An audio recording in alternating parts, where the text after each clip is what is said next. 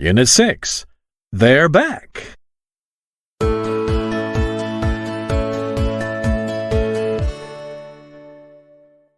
Read about it.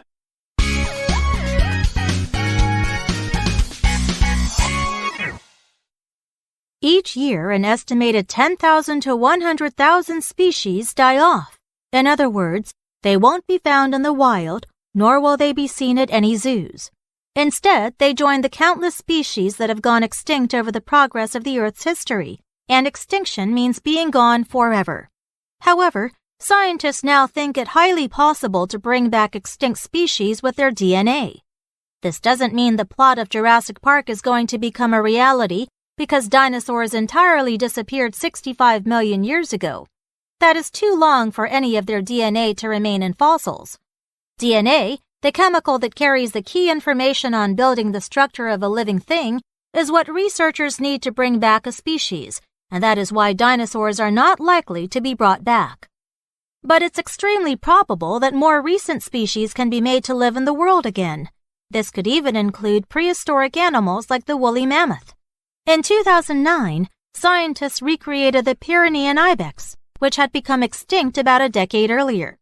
The new animal didn't survive long. It lived for only 7 minutes after its birth. Yet, as scientists attempted to improve this technology, scientific advances have also increased the success rate.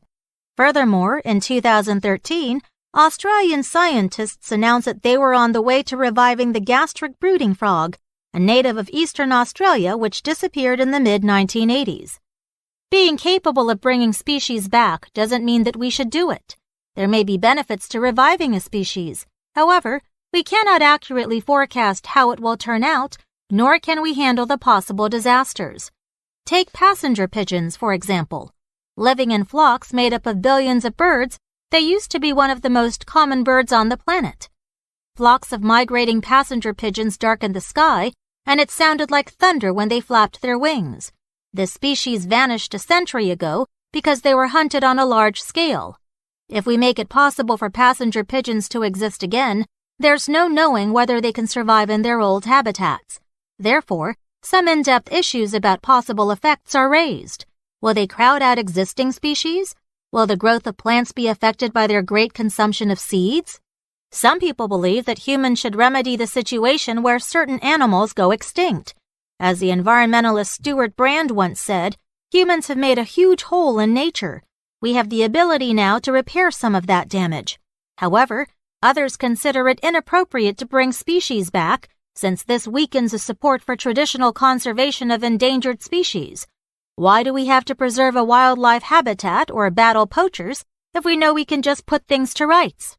As technology develops, extinction now may no longer be something that lasts forever. But whether it is right to make extinct species return is still a matter for debate. In order to avoid possible disasters of reviving extinct species, we should learn a lesson from Jurassic Park. Proceed with caution.